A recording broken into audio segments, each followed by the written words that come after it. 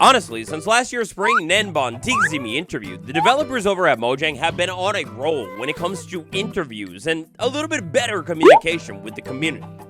Today, that hot streak continues, my friend, thanks to the generosity from the amazing Lady Agnes and the wonderful Silent Whisperer. Wake up, babe, a brand new Minecraft developer interview just dropped, and it's juicy. Alright, so today I want to send some BS. Big shout out to Silent Whisperer, the legend. If you're into farms and maximizing your game, you definitely have heard of him. But if you haven't, you gotta check him out.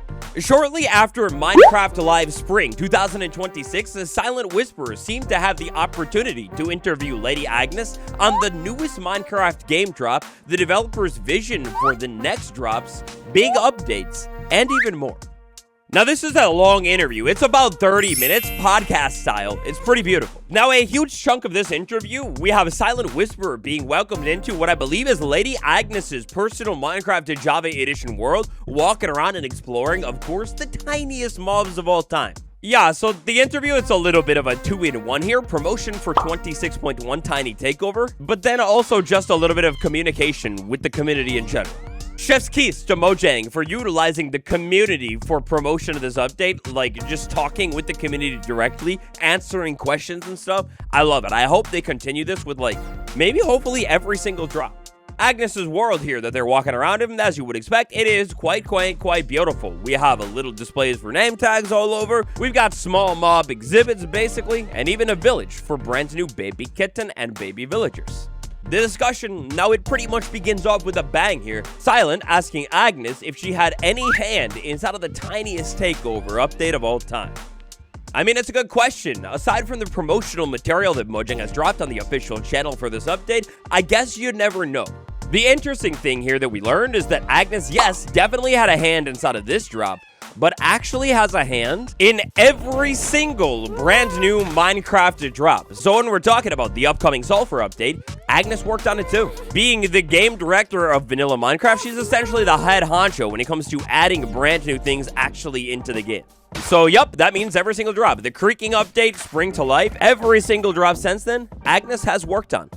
Oi, now crafting recipes. Crafting recipes have been a big focus at Mojang HQ this past year. We have the saddle crafting recipe, we have the lead recipe becoming a little bit easier to make, and then most recently of all right now, the name tag. It's actually craftable as well. In this interview, Silent points out how this is a common theme, and then, very intriguingly, asks Agnes if there is any more recipe changes in the pipeline. In a rare instance of Minecraft developers just straight up answering the question flat out, she said yes. Agnes said that making everything more accessible in Minecraft is a big focus over at Mojang right now. They like the idea of basically everything in the game, within reason, being easier for the player to get, especially if it's something that's important, like a name tag that doesn't necessarily have any intrinsic value that makes it be insanely rare. Like a diamond, for example. Those things make sense to be a little bit more rare. But speaking of diamonds, Agnes actually revealed a brand new crafting recipe coming up in this cave update that is diamonds. We'll be able to take an egg, 8 cyan, or light blue dye, excuse me, and I'm lying. This is a lie. She didn't actually say that, or did she? I guess you'll have to check out Silent's full video to find the answer. So you see, that all got me thinking, okay, if there are new recipes in the works here that Mojang wants to get out to us to make things easier to get here that maybe should be easier to get, oh gosh, the first thing that my mind goes to, and I don't know if they would do this because this would be crazy, but could you imagine if they made something like the Elytra craftable? They won't do that, right? So that got my mind spinning on armor here. There are different types of armor in the game right now, the horse armor and Nautilus armor namely, that are basically uncraftable. But, I mean, taking a look at how Mojang has implemented this armor very recently with the Nautilus armor inside of structure loot instead of being able to be craftable, well, I would actually wager here that Mojang might be okay with things like horse armor, Nautilus armor being uncraftable, and instead, one of those incentives to go out into your world and explore. Then we've got other strange things like reinforced deep slate. Definitely looks reinforced with bone. So theoretically, maybe we have all of the crafting ingredients in game, but I don't know. If this thing lore-wise is meant to be a portal, then there is good reason to have this thing not be craftable. After all, that would be like crafting end frames, which sounds completely busted.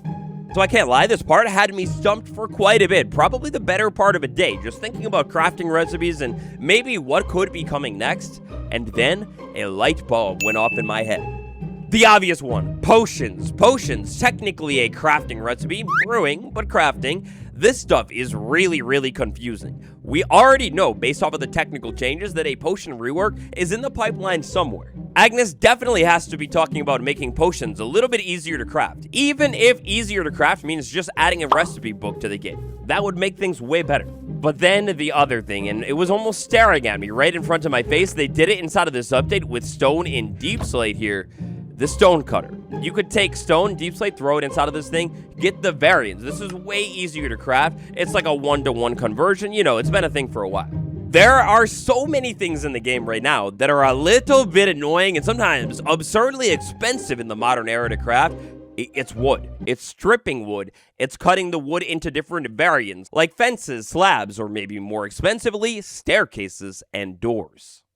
She didn't say anything about it explicitly inside of this new update, but the other recipes that I could think about inside of the game that maybe need a new look at them, well, it has to do with wood. Imagine having a woodcutter workstation. So, you know, a brand new villager, presumably as well, where you could put the log inside of the workstation, strip the bark off of the log, or maybe even better, put the planks in the workstation, and get that juicy 1-to-1 block crafting recipe. I don't know, guys. What other recipes in the game do you think Mojang could maybe change and make a little bit easier here? Are there any that stand out to you at all? I think wood getting a little bit easier to craft is a pretty solid guess, though. Let me know your take down below, and while you're down there, if you haven't yet, smash like. Like goal today is 555 likes. And hey, we've been improving the numbers recently lately, but still, only about 30% of you are actually subscribed. That's a big no-no. Make sure you subscribe. Now, another fascinating thing that Silent Whisperer asked the Lady Agnes about is player heads. Could something like player heads come to survival Minecraft ever? And now ever, that's a mighty long time, I tell you. So always, Agnes is going to say, well, you never know what'll happen in the future. But at least right now, oh, it's over. At least right now, there are no immediate plans to implement player heads, or I would assume, for that matter, more mob heads accessible into survival Minecraft. If you want that, you need a data pack to do it. Oh, my heart, it hurts.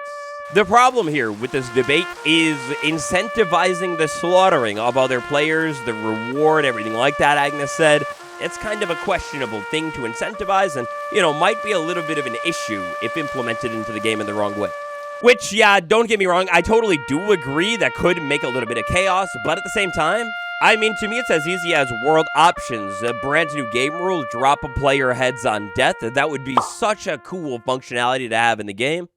And then the debate of collectible mob heads as well. I mean, that's a little bit trickier because it is almost incentivizing slaughtering villagers or villagers selling heads. Like, it's tricky, man. I don't know. But, dude, I always want more collectibles in the game and just ways to show off that you've done certain things or found mobs. I don't know. A preposition, maybe another way to do it. It doesn't all have to make sense. Maybe it's from, like, breeding mobs together. You make pigs breed, and very rarely there's the chance to drop out a mob head onto the ground to kind of show off that, yeah, you've gone ahead and done some stuff with the pigs. Same exact thing could happen with villagers. Again, it doesn't need to make sense at all. It's just a random chance to have a player head drop onto the ground that looks like a villager. I don't know, I was thinking about it, and a mechanic like that might incentivize players to actually, like, learn about the different things inside of their world and how to actually, like, expand them, repopulate. And you sick freaks, why are you following me? Stop following me, leave me alone. Ho-ho, now in this interview, one of the most juicy things of all, Silent asked the Lady Agnes if they are actually working on a major update behind the scenes. So obviously here, with the absence of a major updates all the way since summer, 2 years ago now, everybody's been wondering what's going on with these major updates behind the scenes. Are we ever going to get something massive and large added to the game again? Now at this part right here, Agnes is very careful with her words. She states that she cannot reveal anything that hasn't been revealed. Oh, now listen, that's legal talk for I can't answer that question, but she can't reveal anything that hasn't been revealed. Look, man, I know we're digging into the semantics of the words and picking apart meanings, but if she's asked about a potential major update being cooked up behind the scenes and she says she can't reveal anything that hasn't been revealed, is there not an implication that there is a major update being developed behind the scene inside of those words, but she can't talk about it?